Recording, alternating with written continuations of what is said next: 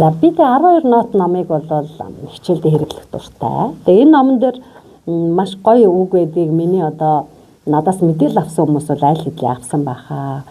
Намайг дутуу үнэлэхсэд зориулж гинтийн бэлэг барих шиг сайхан зүйл байхгүй гэж.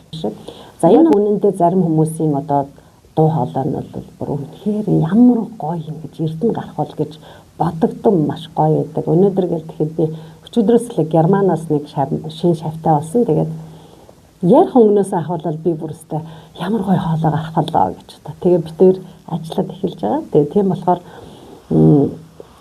ингэж байгаа. Дутуу үнэлэгдэхийн давуу талаа гэж. Тэгэхээр дутуу үнэлэгдэнэ гэдэг бол ер нь бол сул тал юм шиг бид нар бодож байсан тий. Хэн нэгэн хүн магадгүй танд чи солгоолоотой байсан гэж. Чи солгоолоотой битээ дуурч гэдэг юм тэгж хэлсэн байх магадaltaй. Тэгэхээр үргэлж ирдэг хүмүүс намайг хангалттай сайн биш эсвэл зорилгодоо хүрэхээс ур чадвартай гэдэгт үргэлж эргэлздэг байсан ч аз болоход бусдад дутуугаар үнэлэгдэхийн давуу талыг би аль эрт ойлгосон гэж Квинси Джонс хэлсэн байна. Квинси Джонс болохоор зэрэг Грэмми шагналд 80 удаа нэр дэвшээд тэгээд 28 удаа шагнал авсан юм хүн байгаа тийм ээ. За тэгээд ер нь бусдад дутуу үнэлэгдэх нь хүлээлтэд хүргээд зогсохгүй давуулах боломжийг нээдэг гэж байгаа юм. Тэгээд одоо хүртэл таныг салгай гэд тэгээд зарим хүмүүс бүр чиний дуулах гэж юу байдгийг энэ бүр сэтгэлийн өвтгөн үг хэлсэн зүйлийг ч гэсэн би сонсч байсан. Тэгээд ер нь бол олонний дунд онцгойроод ганцаараа дуулж чадахгүй байх, буруу дуугарах тэр бол ер нь маш тийм эмзэг хэцүү зүйл байдаг. Тийм болохоор би яг тийм зүйлийг мэдэрчээсэн тэр хүмүүст туслах ийм хүсэлтэй багш нэт юм аа.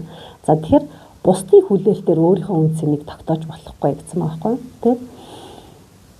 Дутуу үнэлэгдэхийн давуу талыг мэдэрсэн олон үйл явдалтай би учирч яасан гэх. Тэгээ Квинси Джонс болохоор би Майкл Джексны 3 хит цомог дээр ажилласан. Хэрвээ би бусдын үзэл бодолд автаж өөртөө эргэлзсэн бол хөгжмийн түүх өөрөөр итгэх байсан гэж. Тэгээ та магадгүй чи солгоочтой гэж хэлжсэн бусдын үзэл бодолд автсан бол одоо би солгой бишээ гэж хэлээд өөрийнхөө түүхэнд онцгой зүйлийг хийх цаг чи иржээ. Миний одоо шавнар бол манай Монгол улстай байгаа, бас хэлийн чанар байгаа монголчууд маань их байдаг. Тэгээд нэг юм гоё дууны үг байдаг л да. Зүрхтэй минь хамтаа цээжинд минь яваа, зүйтэй минь цогтаа сэтгэлд минь яваа гэх. Тэг ийм сайхан их орныхоо нэрийг өргөж Монгол улсынхаа